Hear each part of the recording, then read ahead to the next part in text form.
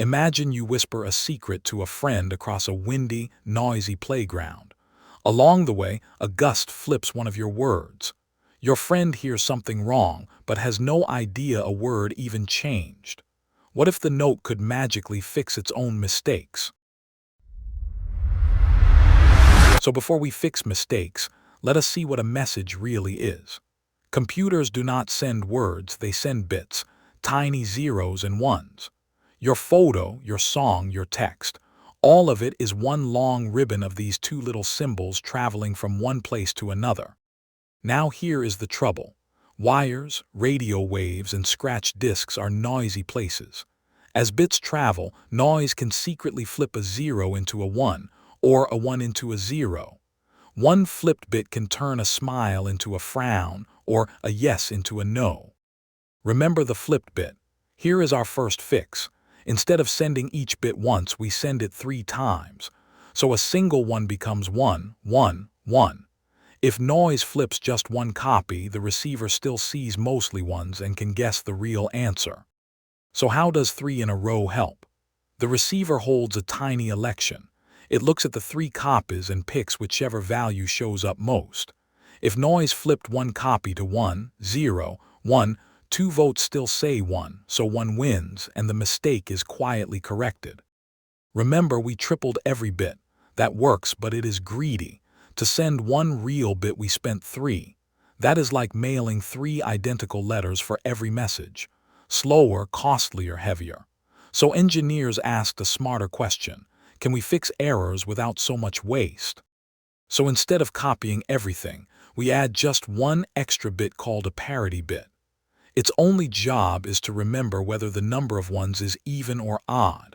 It is a tiny buddy tagging along, holding a single important clue about the whole group. Now watch the parity buddy work. When bits arrive, the receiver recounts the ones. If the even or odd clue no longer matches, an alarm rings. A bit was flipped in transit. Parity cannot always say which bit broke, but it reliably shouts that a mistake happened. So parity yells that something broke, but not where. To actually repair a message, the receiver must pinpoint the exact guilty bit. Imagine finding 1 wrong seat in a whole stadium. We need clues arranged so cleverly that they point straight to the troublemaker. Here is the breakthrough. Instead of 1 parity buddy, we place several, and each watches a different overlapping group of bits. Every bit sits inside a unique combination of groups, so which checks fail becomes a secret address pointing to exactly 1 bit. This trick has a name, the Hamming code, invented by Richard Hamming. With just a few extra parity bits, it can find and fix any single flipped bit automatically. No repeating 3 times, no resending. The receiver reads the failing checks like a treasure map straight to the error. So think about how powerful this is. The receiver never had to say please resend. It read the clues, found the flipped bit, and flipped it back on its own. That means messages survive noise even when asking again is slow, impossible, or far too late. But real damage is not always 1 tiny flip.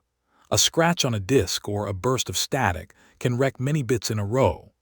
Clever codes shuffle bits before sending and unshuffle them after. So 1 big scratch becomes many small, easily fixable errors instead. So where does all this live? Everywhere. Your phone calls, Wi-Fi, QR codes, satellite photos from space, DVDs, and computer memory all lean on error-correcting codes.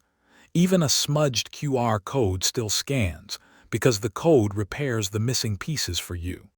So remember our stormy playground note. We saw messages are bits, noise flips them, repeating waste space and parity spots trouble. Then Hamming codes located and fixed errors alone, and shuffling beat big scratches. Now you know how the digital world quietly heals itself.